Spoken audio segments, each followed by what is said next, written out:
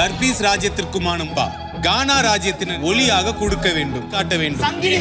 இதான் பெரிது சொல்லும் மணியினர், சிறந்தது என சொல்லும் மணியினர் வெற்றி பெற்ற. நண்பர்கள் அனைவருக்கும் வணக்கம். விஜய் டெலிவிஷன்ல ப்ரோமோ விடுற மாதிரி ஜியோ ஹாட் ஸ்டார்லயும் ப்ரோமோலாம் விடுவாங்க. அந்த மாதிரி வந்திருக்க ஒரு ப்ரோமோவை பத்தி தான் இந்த வீடியோல நம்ம பார்க்க போறோம். வீடியோக்குள்ள போறதுக்கு முன்னாடி இந்த வீடியோக்கு ஒரு லைக் போடுங்க. லைக் போட்டீங்கன்னா ஐப்னு ஒரு ஆப்ஷன் வரும், அதுவும் பண்ணுங்க. அப்பதான் உங்களை மாதிரி பார்க்குற நிறைய பேர்கிட்ட இந்த வீடியோ கொண்டு போய் ரெக்கமெண்டேஷன்ல காட்டும். அதே மாதிரி சப்ஸ்கிரைப் பண்ணாம பாக்குறீங்கன்னா சப்ஸ்கிரைபும் பண்ணி வச்சுக்கோங்க. ஆக்சுவலா இப்ப ராஜா டாஸ்க் ஆரம்பமாயிருக்கு பாத்தீங்களா? லைவ்ல இன்னும் ஆரம்பம் ஆகல. அநேகமா இன்னைக்கு ஃபுல் எபிசோட்ல பாதிக்கு மேல இது ஆரம்பிக்கும்னு நினைக்கிறேன். ஈவினிங்க்கு மேல ஆரம்பிச்சிருக்காங்க போலங்க. எதனால இவ்வளவு லேட்டா ஆரம்பிச்சிருக்காங்கன்னு தெரியல. ஆக்சுவலா ரெண்டு ராஜ்யமா பிரிச்சிருக்காங்க. ஒன்னு கானா ராஜ்யம், இன்னொன்னு நடிப்பு ராஜ்யம், தர்பீஸ் ராஜ்யம். அதாவது ஒரு இடத்துக்கு கானா வினோத் 8, இன்னொன்று இடத்துக்கு வாட்டர்மெலன் ஸ்டார், அதாவது திவாகர் 8. இப்படிதான் ரெண்டு டீமா பிரிச்சிருக்காங்க.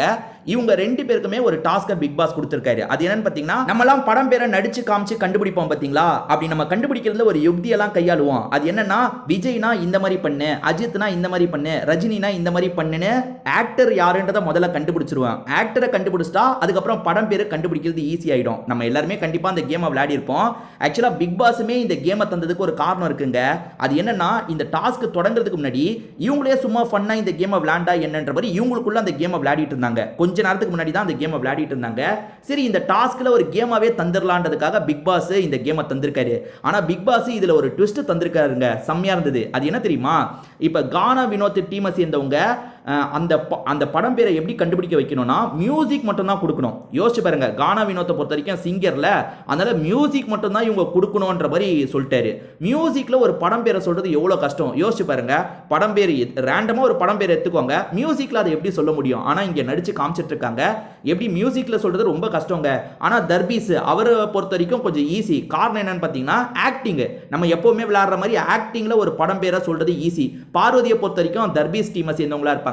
அதனால ஆக்டிங்ல சில விஷயங்கள் எல்லாம் பண்ணி காட்டுறாங்க. அதை ஆளுங்க கண்டுபிடிக்கிற மாதிரி தான் தெரியுது. ஏன்னா பார்வதி பயங்கரமா நடிச்சு காட்டுறாங்க. அதை பார்க்கறவங்க கண்டுபிடிக்கிற மாதிரி தான் தெரியுது. அதே மாதிரி சபரியும் நடிச்சு தான் காட்டுறாரு. அப்பனா சபரியும் தர்பீஸ் டீம்ல தான் இருக்காரு போல. அவருமே நல்லா நடிச்சு காட்டி கண்டுபிடிக்க வைக்கிறாரு போல. ஏன்னா நம்ம ப்ரோமோல பார்க்கும்போது அது தெரியுது. ஆனா கானா வினோத் டீமுக்கு ரொம்ப கஷ்டம். ஏன்னா வாயில என்னத்த மியூசிக்க போடுறது சொல்லுங்க. இப்ப படம் பேர மியூசிக்ல எல்லாம் சொல்லி புரிய வைக்கிறது ரொம்ப கஷ்டம். எப்படி அந்த டாஸ்கை பண்ண போறாங்கன்னு தெரியல.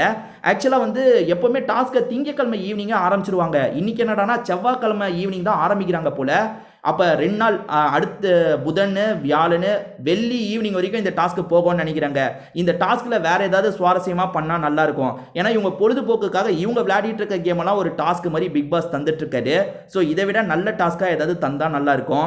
அதாவது அந்த சாண்ட்ராக்கு சீக்ரெட் டாஸ்க் மாதிரி தந்தார் பார்த்தீங்களா? அந்த மாதிரி ஏதாவது டாஸ்க் இதுலயும் தந்தா நல்லா இருக்கும். ஏன்னா சாண்ட்ரா ஏற்கனவே பண்ணிட்டாங்களா, இதுக்கப்புறம் பண்றவங்க ரொம்ப உசாரா பண்ண வேண்டியிருக்கும். ஏன்னா கொஞ்சம் அவங்க ஏதாவது பிரச்சனை பண்றாங்கன்னு தெரிஞ்சா கூட இது சீக்ரெட் டாஸ்க் அப்படின்றத எல்லாருமே கண்டுபிடிச்சிருவாங்க. சோ ரொம்ப கவனமா பண்ண வேண்டியவங்க பண்ணுவாங்களா என்னன்றதை நம்ம பொறுத்திருந்து பார்க்கலாம். நம்ம விளையாடும் போது நம்ம நடிக்கிறத நம்ம டீமை சேர்ந்தவங்க தானே கண்டுபிடிப்பாங்க. அதாவது நமக்கு படம் பேரை சொல்லுவாங்க, நம்ம நடிச்சு காட்டுவோம், அதை நம்ம டீமை சேர்ந்தவங்க தானே கண்டுபிடிப்பாங்க. ஆனா இவங்க கேமை கொஞ்சம் உல்டாவா விளையாடிட்டு இருக்காங்க. அது என்னன்னா, இப்ப தர்பீஸ் டீம்ல யாராவது பெர்ஃபார்ம் பண்றாங்கன்னா அதை கண்டுபிடிக்க வேண்டியது ஆப்போசிட் டீம் போல. ஏன்னா ஆப்போசிட் டீம் தான் பக்கத்துல உட்காந்து கவனிச்சிட்டு இருக்காங்க. எப்படின்றது தெரியல.